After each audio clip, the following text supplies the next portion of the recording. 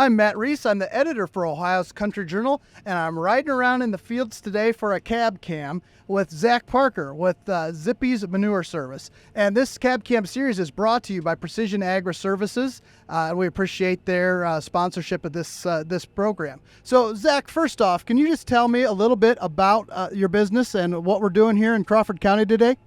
Yeah, I started my business back in 2017, and I do custom manure hauling. So I do hog facilities and a couple of dairies where we haul the manure from the barns to farmers' fields, and we apply the manure however they want it done, and that's pretty much it.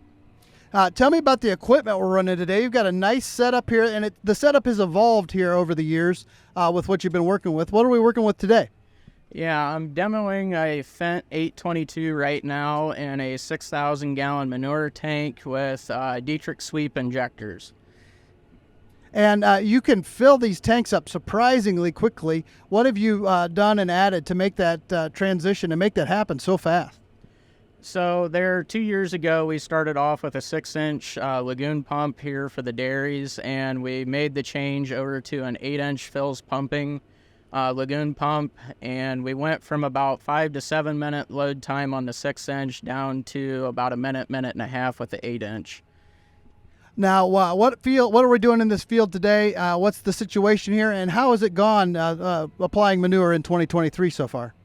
Everything's been going pretty decent here in 2023. The weather's been pretty decent. I can't complain about that. We're applying dairy manure on bean stubble here for them, and I believe they're going to double crop triticale in here for cow feed for in the spring.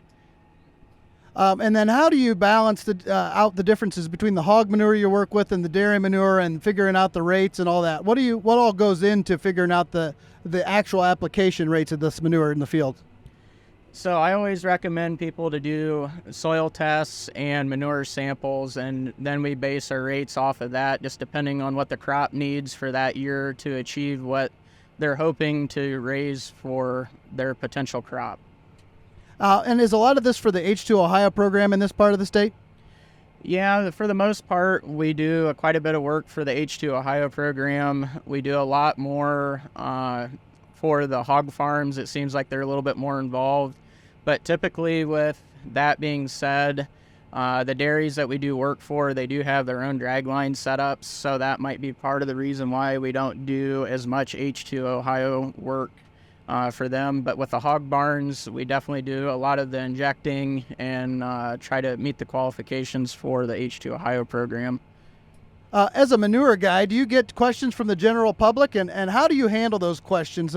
They might think your job stinks a little bit. They might have some concerns. How do you handle those? So over the years, I've learned to get very educated in what I'm doing and try to answer the public when they have questions or complaints about what I'm doing to the best of my ability, because I know not everyone likes to see me go past their house 300 or 400 times over 4 or 5 days, and I know we stink all the time, and we're always in the way. We have a lot of negatives, but I have found out if you're educated and you do the right things and you try to explain what you're doing in a professional manner, you can help other people understand what we're trying to do and accomplish, and it keeps everybody a lot happier. Excellent. I appreciate the information. I've been talking with Zach Parker, and we're spreading some manure in Crawford County. Thanks to Precision Agri Services for sponsoring this Cab Cam series. This Cab Cam series is made possible by Precision Agri Services, Inc. Since 1994, Precision Agri Services, Inc. has provided the best agronomic, environmental, ag technology, planter services, and planter products to farmers and agribusinesses. For more info, visit precisionagriservices.com.